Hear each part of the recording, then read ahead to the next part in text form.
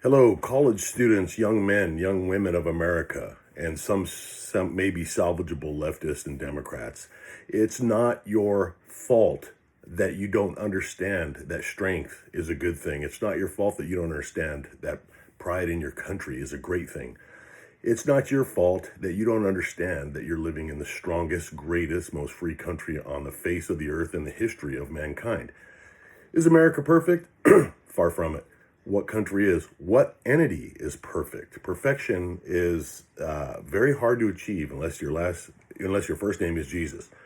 So you are absolved of being so ignorant for just a little while more because you have access to the internet. You have access to opposing views other than the ones that were forced down your throat by your Democratic and liberal teachers, your professors.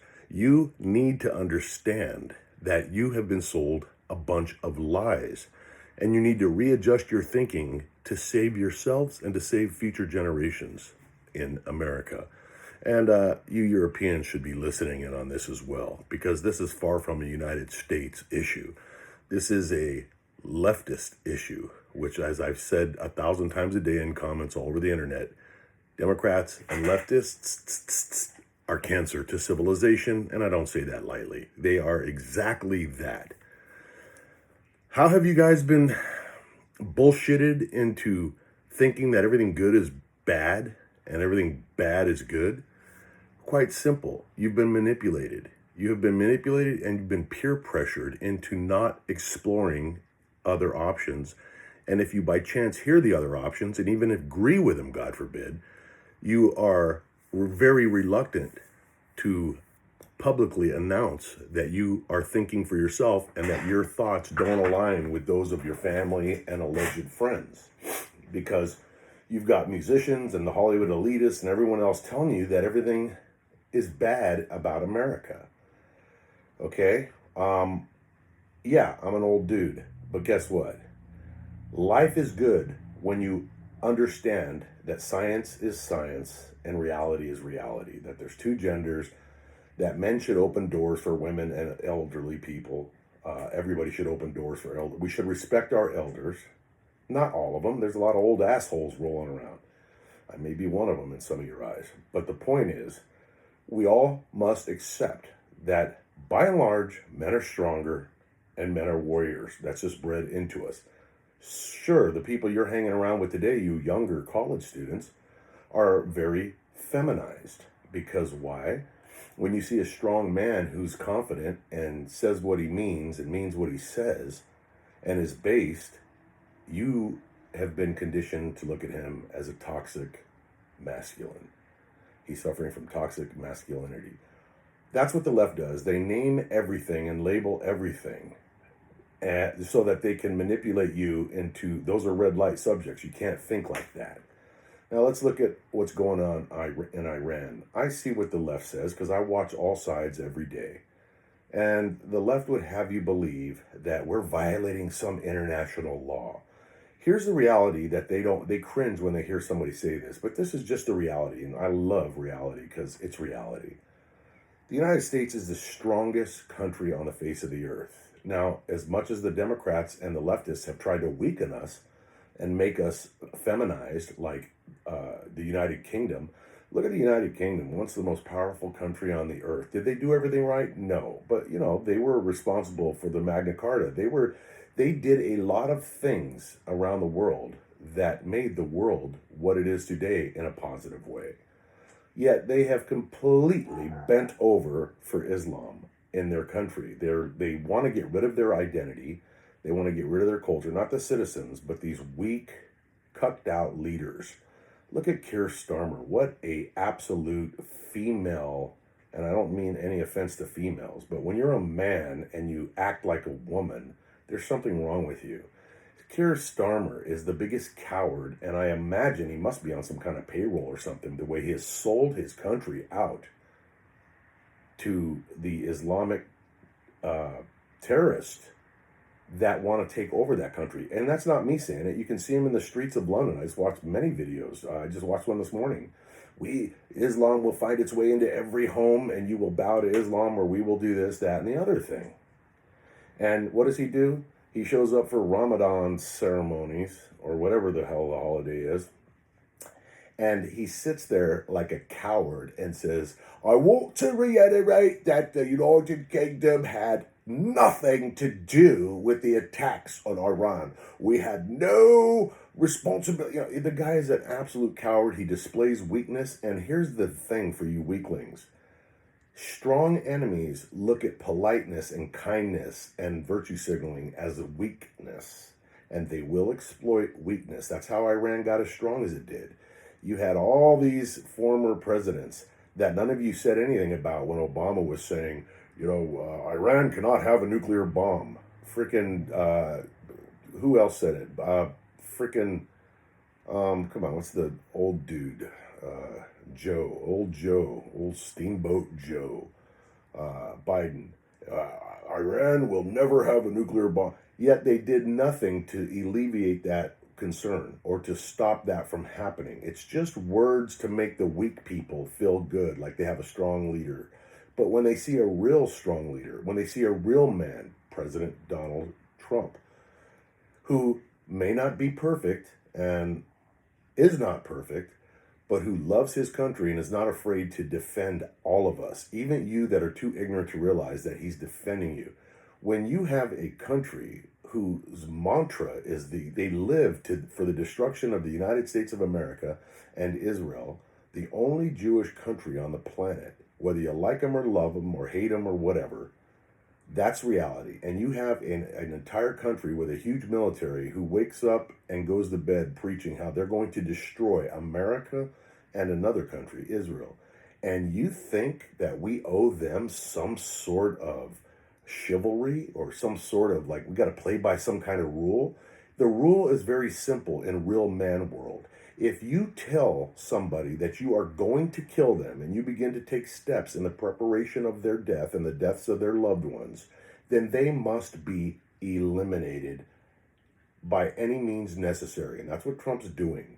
And that's why the very people in Iran, and I'm not talking about the Shia population, I'm talking about the Persian population, mostly Persian, the non-Islamic population of Iran. That's why they're dancing in the streets and they're praising Donald Trump and Benjamin Netanyahu.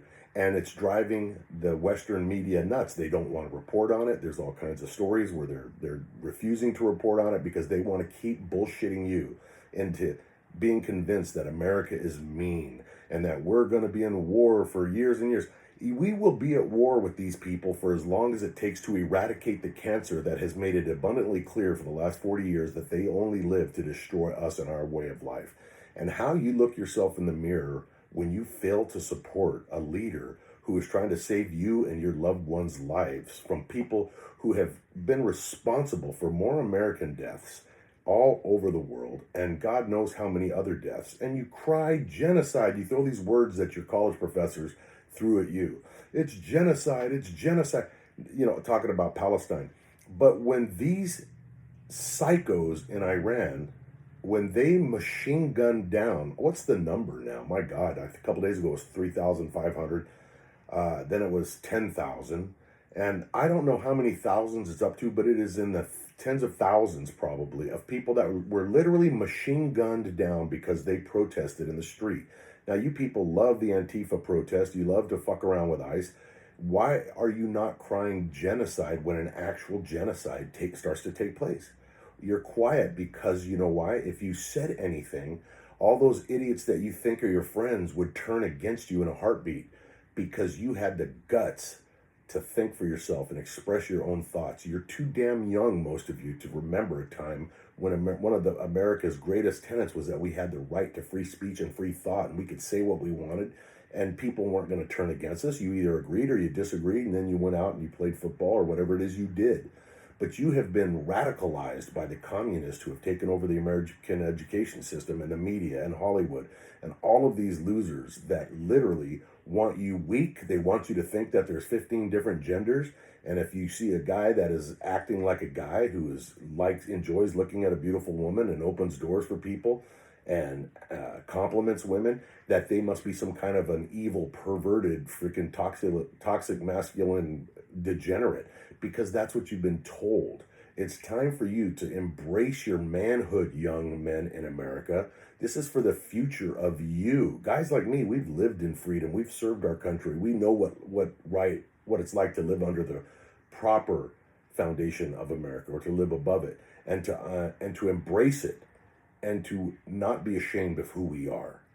We understand that some people on this planet need to be eliminated because they are dangerous to everyone else.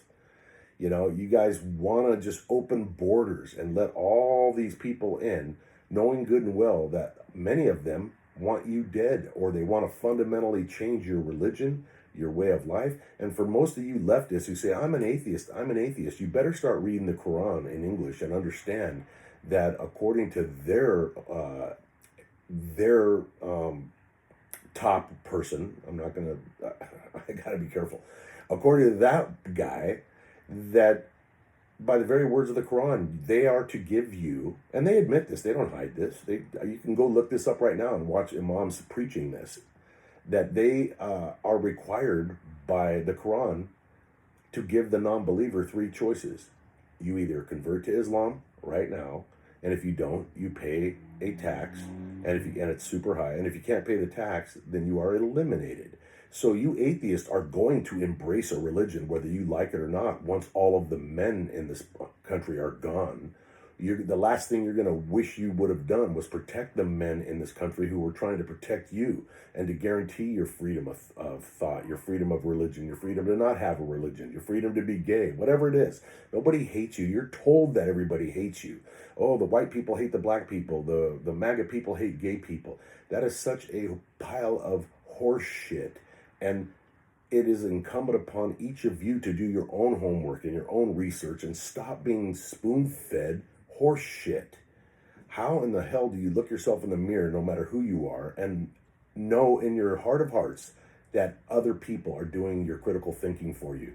You couldn't tell me, most of you couldn't tell me the difference between Shia and Sunni Muslims. You have no idea, but you will pick a side and die on a hill to defend something you don't even understand. And I always harken back to all the people from the river to the sea, Palestine will be free, and people walking up, what river are they talking about? Well, I really don't know. You know, you're going to freaking chant and scream and throw rocks and block traffic and preach something that you know nothing about? You know, Islam is the religion of peace. Why do you think that? Because that's what they told me.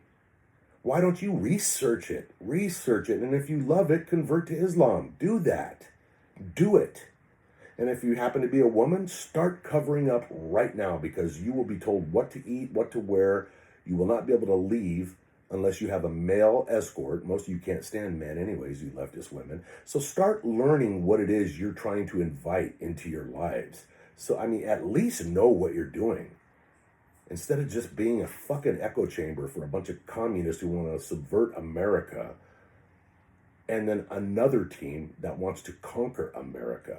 The Iranian regime being taken out is going to save countless lives in not only America, but all other countries. Do you even know that the majority of the Muslim countries that surround Iran are siding with America? Do you even know that? Do you even care about that? Do you even want to know why that is? Do you understand it? Of course you don't, because you'd rather be playing a video game or watching a cat juggle on TikTok than taking 15 minutes to learn what it is that you are protesting against or saying that you're for. So anyways, that's my rant. You guys stay safe. I am going to go play Ark Raiders.